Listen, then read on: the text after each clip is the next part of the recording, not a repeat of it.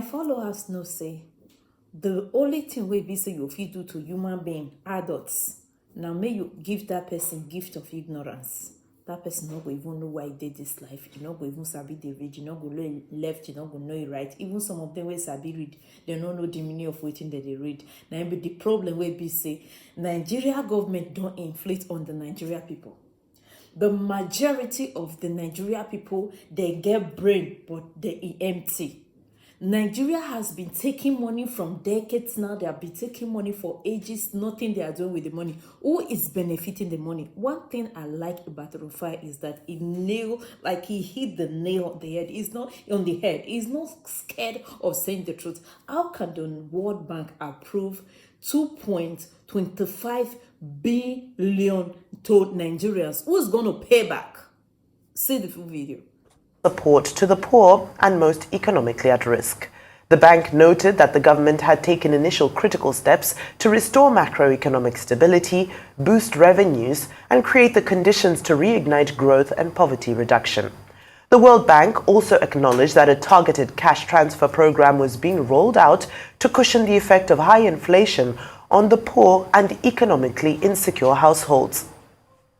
Welcoming the latest financing approvals, Minister of Finance and Coordinating Minister of the Economy, Mr. Wale Edun, said the federal government had embarked on bold and necessary reforms to restore macroeconomic stability and put the country back on a sustainable and inclusive economic growth path that will create quality jobs and economic opportunities for all Nigerians. All right, well, that's leading the news cycle today. Huge cash injection, Rufai. Will you unpack this for us? So the problem is yet another World Bank loan, a huge cash injection. This has been on the radar for a while. It's finally gotten now. What are we using it for? One of the programs is called the Reset. Pretty much, to reset economic architecture, pump a lot more money into economy, look for structural changes as regards revenue and things like that, taxation and a couple of other things. I mean, these are things that are settled there by the government to the World Bank. And these are what the World Bank is saying we're going to be using the money for. But my concern is always, what is the accountability threshold for most of these loans taken? The problem, as we say, has not always been loan, but it's always been the accountability threshold. And also the frivolousness of governments in talking about things that are not germane to our national development, and why we frivolously fritz our money away. And I hope we know that, yes, despite the fact that the times might be okay for World Bank and things like that for payback time, you can have a larger moratorium, a longer repayment term, smaller interest rate, it's still a loan on your books. And the loans are inching up to over 100 trillion as we speak now. So what's going to be the after effect in the economy? And also, who is checking the parameters by the World Bank? The World Bank was talking about conditional cash transfer and some of the inroads made by the Nigerian government. Where are the cash transfers? Where we've not been able to sort out the register? Where's the development? They keep talking about fixing the forex system, the exchange rate, things like that, flotation. Where's the impact? A currency devaluation? I have always said it that we should be careful with Bretton Woods economics. Because Bretton Woods economics is never going to be in the interest of developing nations. They always still get a haircut. And we can all go back historically to the days of SAP. So we need to talk more about this. So most of these parameters, the World Bank keeps praising the government for, are parameters that, let me use the Nigerian parlance, we still have a lot of comma. And secondly, the deployment of these loans are the things I have problems with. At a time where the government, now some members of the House of Rep, with the dire strait we are saying that maybe they have to change the presidential fleet and buy new planes. And we are talking about people are hungry, being power. So it's another good loan, but are we using it right?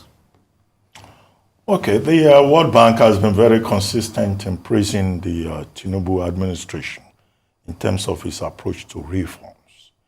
And the position is, in fact, set out in a piece at page 5 of the This Day newspaper today, written by the World Bank Vice President for Western and Central Africa.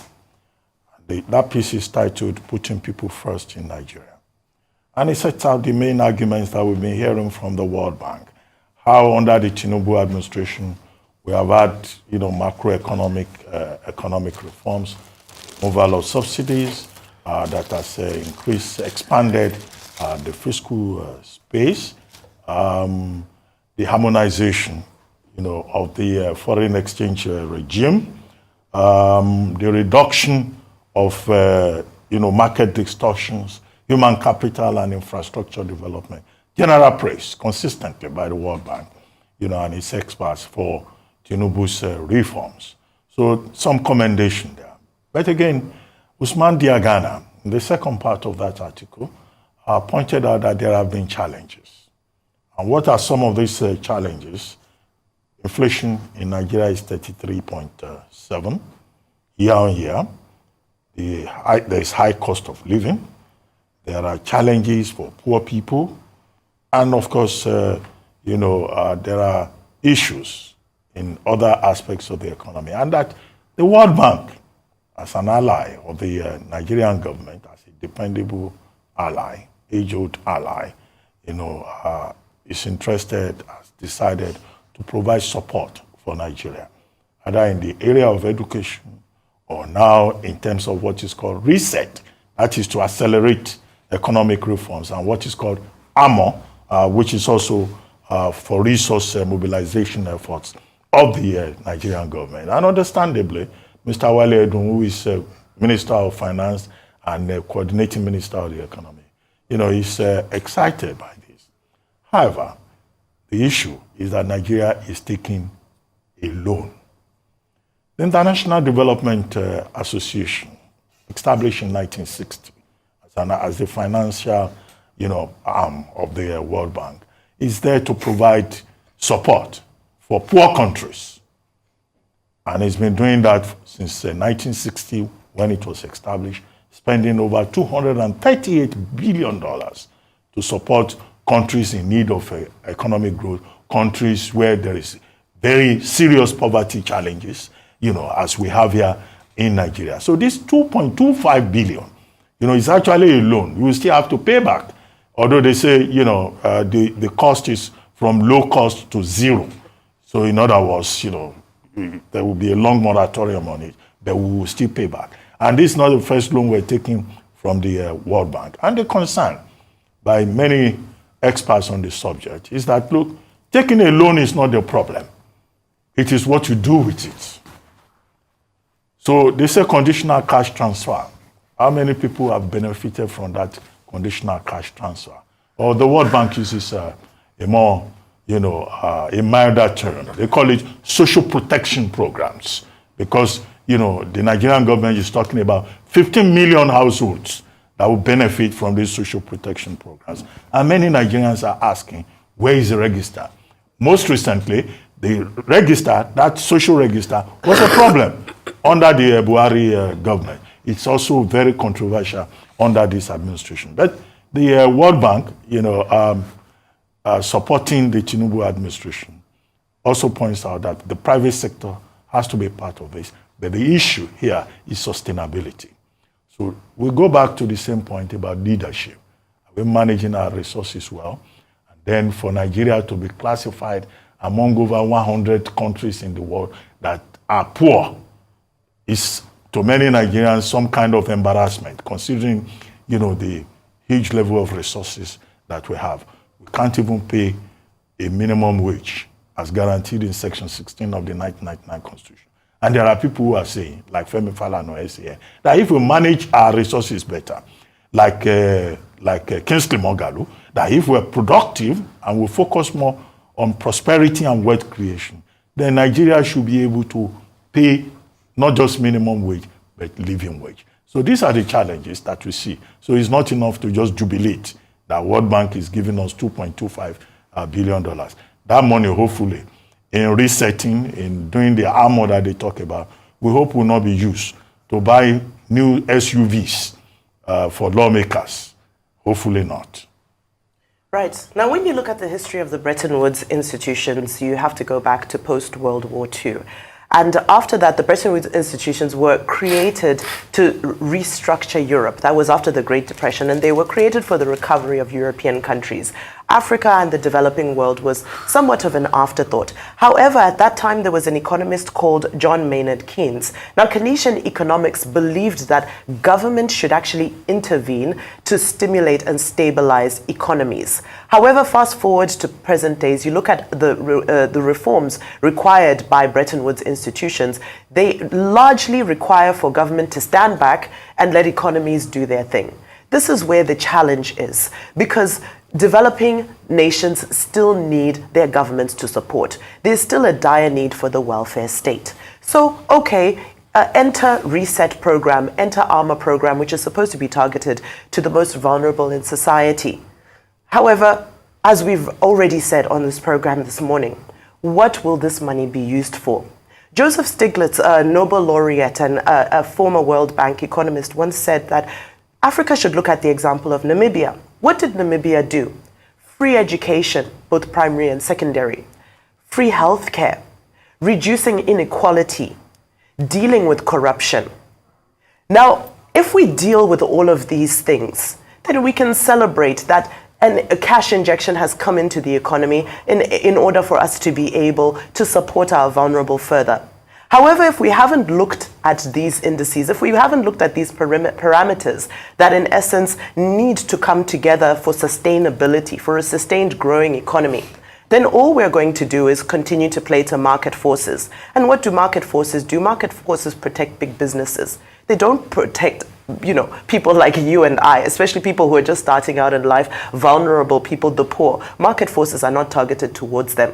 Market forces are targeted towards he who has the greatest muscle in the market. So, as much as we applaud this, we again implore the government to be able to look at free education, access to healthcare. Our doctors are leaving the shores at an alarming rate. Are we bringing them back? What are we doing to make sure there's healthcare? Inequality, minimum wage versus what politicians are earning. And of course, corruption, state capture. What are we doing about that? All right, now on to other news, where President Bola Tinubu and the Governor of Delta State, Mr. Sheriff Oborevwori, yesterday extended their congratulations to Director General of the World Trade Organization, Dr. Ngozi Okonjo-Iweala, on her 70th birthday. Tinubu, in a release issued by his media advisor Ajurin Galale, rejoiced with the woman he described as a remarkable leader and her family on the momentous occasion. He extolled the former Minister of Finance for her services to the country and efforts towards building resilient institutions.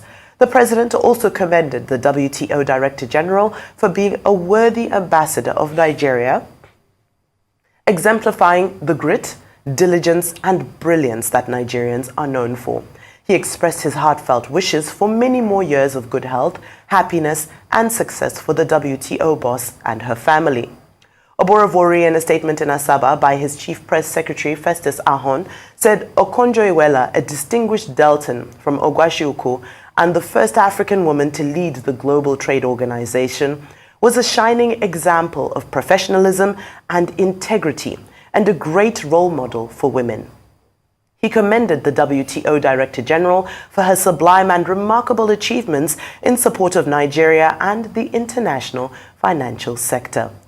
A very happy 70th birthday to her from us here, and so many things to say about this incredible woman. I mean, she's an Amazon, to say the very least. She got out of the shores of this country in the 70s to school in America, got degrees from Ivy League school, came back. She was, I think, 49 then, as vice president of the World Bank, came back to do a lot. We can never forget her monumental work as regards negotiating the debt with the Paris Club debtors. But you see, the sad reality of Nigeria, since then we've gotten more debts. And that was part of the things that gave us that economic stability and that economic push on, as at that point in time in our life, when Olusegun Obasanjo was leader. But also she came back, she made another appearance at President Goodluck Jonathan's administration, where she made, very veritable reforms in the finance sector. And worthy of note was how she told us to save for the rainy day with a sovereign, wealth fund that most of the governors insisted that they wanted to eat the money up like Kobayashi. You know, our governors are very spendthrift, wasteful people. Little wonder the governor of Niger State and his vice and the speaker all went to Hajj, leaving all the Apache of states to waste just like that. So all the things she told us then that we didn't do is coming back to hurt us now. In fact, a lot of people say that if we had had the pleasure of having Ngozi Okonjo-Iweala serve more as finance minister, probably will not be where we are today. Because at the time the government she was in was leaving, at least we had some money in the excess crude accounts, which most of those money was used to buy the Super Tucano jets by President Buhari to fight Boko Haram, and it was said that that was going to be the game changer. Only God knows what is happening today. And apart from that, she also served on many boards as regards vaccines. She served on the board of Gavi. She was also on the board of Twitter at a point. Then before she now pushed for this position and she finally got it, we all remember the politicking. And we all remember the role Arise News played, at also promoting. In fact, we had ads out every time promoting her before she finally emerged the World Trade Organization, chair, the DG of the World Trade Organization. And we're happy that this came to Africa and it also came to a woman. Apart from that, she keeps blazing the trail. With an iconic headgear that has been a source of inspiration to a lot of young people. Every young girl out there wants to be Ngozi Okonjo-Iweala, and it's a milestone year. But apart from that, she's also a good mother on the home front. She has a very good son that has wrote a book that has gone ahead to be a bestseller, Beast of No Nation, where Idris Elba starred on it, next week Classic. And she's done very well for herself, and she comes from a very rich family. And we're really excited. Happy 70th to her. Okay, we join others, including President Tinubu and the governor of Delta State and everyone who has been celebrating Dr. Ngozi Okonjo-Iweala on the occasion of her 70th birthday, which was yesterday.